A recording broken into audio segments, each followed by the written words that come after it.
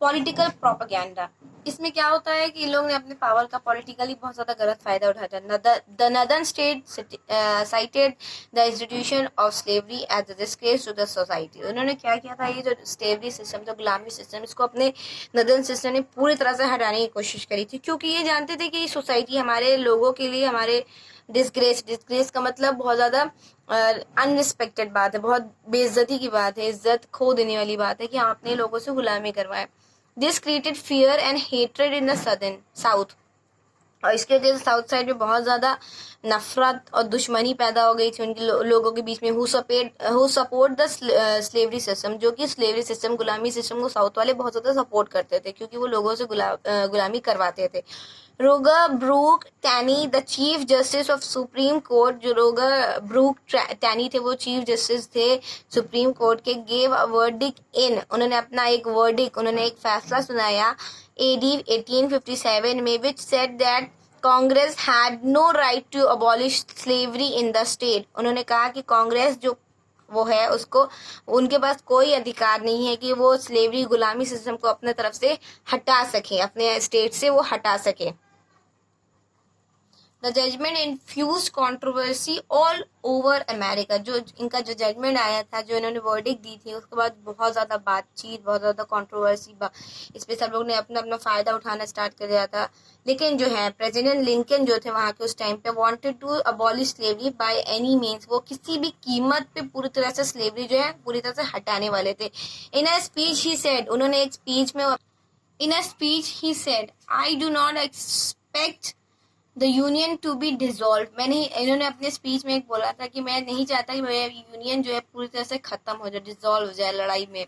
I do not expect the horse to fall, मैं नहीं चाहता कि मेरा जो हॉर्स है वो पूरी तरह से गिर जाए, इसका मतलब यह है कि मेरा जो यूनियन है वो गिर पड़े, खत्म हो जाए। But I do expect it will चीज टू बी डिवाइडेड, मैं नहीं लेकिन मैं चाहता हूँ कि ये दोनों चीजें, दोनों जो स्टेट्स हैं पूरी तरह से अलग अलग हो जाएं, लेकिन मैं एक्सपेक्ट करता हूँ। फिर इनके दूसरे लीडर आए, जैसे कि स्टीफन ए डॉगलस, उन्होंने फिर बहुत सारे इनकी जो इनह्यूमैनिटी क्वेश्चन है उसको बहुत ज़्यादा इग्नोर किए। फिर उसके बाद उन्होंने जो वो उन्होंने एक फ्री पोर्ट डॉक्ट्राइन जो उसको मान लिया, उसमें उसके हिसाब से according to which the issue slavery fell under the state constitution, उसके बाद जो स्लेवरी का जो इनका जो इन्होंने सिस्टम चालू रखा था उसको बंद कराने का ऑर्डर किया। और but this principle was oppose in the south, लेकिन जो कि जो इन्होंने इस प्रिंसिपल को, रूल को साउथ वालों ने मानने से मना कर दिया था, उसके खिलाफ थे वो।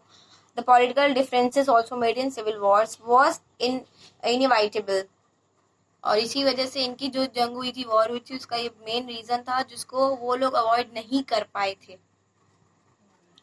The issue of rights of state, इन्होंने बाद इन्होंने एक इशू अप्लाई किया जिसमें राइट ऑफ स्टेट, स्टेट के बाद खुद का राइट होना चाहिए कोई भी डिसीजन, कोई भी फैसला लेने का।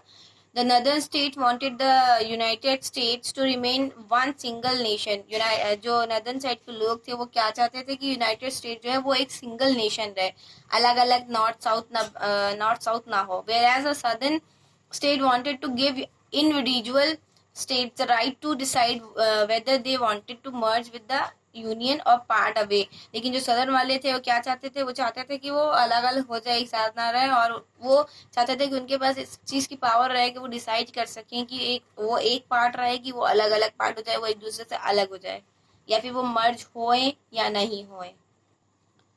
नॉवेल बाय हैरिड बीचर स्टोव, उसके बाद नॉवेल लिखी गई थी हैरिड बीचर स्टोव ने, जिस नॉवेल में उन्होंने पूरी तरह से स्लेवरी के अगेंस्ट, पूरी तरह से स्लेवरी के गुलामी के खिलाफ लिखा था, और वो बुक लिखी गई थी 1852 में।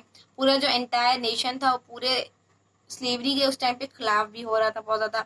उसको जो टॉपिक दिया गया था, उसको एंटाइटल, उसका जो मेन नाम दिया गया था, उसका नाम था उस बुक का अंकल टॉम्स केबिन, जो कि बहुत ज़्यादा रियलिस्टिक, सच्ची, जैसे कहते हैं नहीं, सच्ची घटना पे, उस पे बेस पे उन्होंने लिखा था, और जो कि पूरी तरह से स्लेव्स के ऊपर था। एंट्रोशियस ट्रीटमेंट, जो उनके साथ बुरी तरह का व्यवहार, वायलेंट होता था, उनके साथ नाइंसाफ़ी होती थी, उसके तरह से पूरी तरह उनके उस बुक में लिखी गई थी। वो बुक अलग अलग लैंग्वेजेस में भी थी, और उस बुक का पहले साल, एक ही साल में पब्लिकेशन होने के बाद 3 लाख कॉपीज जो है, 3 लाख कॉपीज उस बुक की ऑडियंस लोगों ने खरीदा था। और फिर उसके बाद जो लोग थे वहाँ के, उसको पढ़ने के बाद पूरी तरह से उनका जो दहशत, हॉरर, शेकिंग विद हॉरर, पूरी तरह से उनका जो डर चुके थे अंदर से। और जो नॉवेल का टॉपिक था, जो कंटेंट था अंदर जो उन्होंने पढ़ा था, उसके पढ़ने के बाद वो जो है बहुत ज़्यादा ग्रेट मोमेंट है, बहुत ज़्यादा लोगों के ऊपर असर की थी। और वो एंटी स्लेवरी मूवमेंट पे काम भी बहुत ज़्यादा की थी। उसका बहुत ज़्यादा ग्रेट पार्ट था इस बुक का। फिर सारे लोग जो तो कंट्री के थे वो खिलाफ तो हो ही जाएंगे स्टेट के, क्योंकि उनको जो नहीं पता, जो उस बुक में उस बुक को पढ़ने के बाद थोड़ा सा उनको नॉलेज हो गई थी इस चीज़ की। Then separation of the southern states from the union. When Abraham Lincoln entered the office of the president, जब अब्राहम लिंकन को प्रेसिडेंट बनाया गया 1861 में एडी में, तो क्या उन्होंने जो है स्लेवरी के खिलाफ पूरी तरह से वो डिसीजन ले चुके थे कि स्लेवरी को ख़त्म ही करना है, उस इसके पे पूरी तरह से लग गए थे। लेकिन सदर्न साइड वाले को ये बिल्कुल पसंद नहीं था, तो उन्होंने जो है इस स्टेट से अलग होने का फैसला ले लिया। क्योंकि वो प्रेसिडेंटशिप में प्रेसिडेंट थे भैया, उनकी बात माननी थी, तो उनके वजह से उन लोग ने अलग होने का, अपना स्टेट खुद अलग होने का फैसला ले लिया। उसके बाद उन्होंने वो अलग हो गए उनके उससे। उसके बाद उन्होंने एक खुद का February 4 में 1861 में खुद का प्रेसिडेंट साउथ वालों ने इलेक्ट किया, और जेफरसन डेविस को प्रेसिडेंट बना दिया गया था। फिर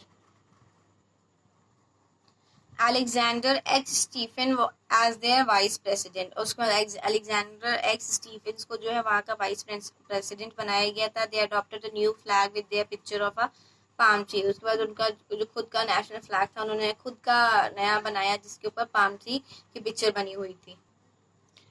beginning and the course of the Wars, इसमें क्या हुआ था, सक्सेशन जो था सदर्न स्टेट, जो एक मीटिंग होती है जिसमें लोग आते हैं, बैठते हैं, एक मेंबरशिप होती है जिसमें लोग वो अब्राहम लिंकन जो थे वो चाहते थे कि वो, उन्होंने अपना बेस्ट दिया कि इस यूनियन में कि वापस आ सकें वो उस मीटिंग में, उस मेंबरशिप में। लेकिन वो ऐसा नहीं हो पाता है, फिर वो फेल्ड हो जाते हैं उस चीज़ में और नहीं कर पाते। और स्लेवरी सिस्टम को बैन, जो स्लेवरी सिस्टम था वो न्यूयॉर्क में भी एक मीटिंग बहुत सारी रखी गई थी। उसके बाद an agreement, the sarcasm of slavery was banned in the newspaper and public meeting so that secessional states might come to the compromise. उसके बाद फिर क्या होता है, न्यूज़पेपर्स में जो न्यूज़ आती थी और बाकी सब जो न्यूज़ होती थी, और पब्लिक मीटिंग में भी वो जो बातचीत होती थी स्लेवरी सिस्टम की, उसको बैंड कर दिया गया। उसकी बात उसके बारे में बात नहीं होगी, तो उन लोगों को कॉम्प्रोमाइज़ लास्ट में करना पड़ गया था।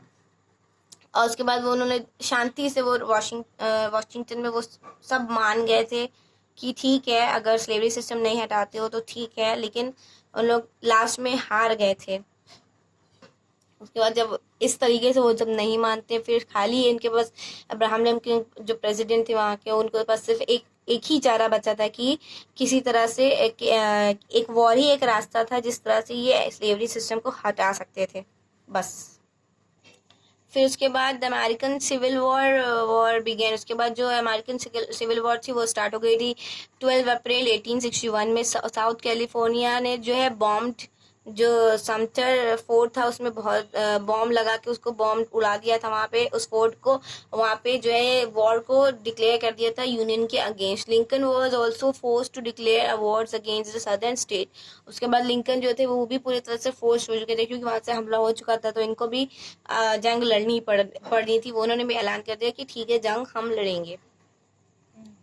उसके बाद क्या हुआ था, यूनियन ट्रीज की जो नेवीज थी, वो जो शिप पे जो नेवीज होते हैं, शिप ऑफिसर्स होते हैं, वो इकट्ठे हुए। 40 वेसल्स वहाँ पे थे जो, और उनके जो कमांडर थे वो गाइडियन वेलिस थे, जो नेवी के मिनिस्टर थे। डेविड जी फेरागट वहाँ के थे, नेवल कमांडर थे वहाँ के नॉर्थ के, जिन्होंने उनकी जब साउथ साइड की वेसल्स वो अब वहाँ के बॉम्ब स्टार्ट किया गया था फेंकना, जहाँ पे अटैक स्टार्ट किया गया था, तो उन्होंने अपने जो गेट्स थे वहाँ के वो बंद कर लिए गए थे उनकी आवाज़ सुन के। लेकिन फिर भी जो मोबाइल बे पोर्ट था वो 1862 में उन्होंने वहाँ के गेट्स बंद कर लिए थे। लेकिन उसके बाद भी नदन के जो फोर्सेस थे ऑल्सो डिस्ट्रॉयड 2 बैटल्स। उन्होंने 2 जो उनके शिप्स थे वहाँ उसमें साउथ के उनको डिस्ट्रॉय कर दिया था पूरी तरह से।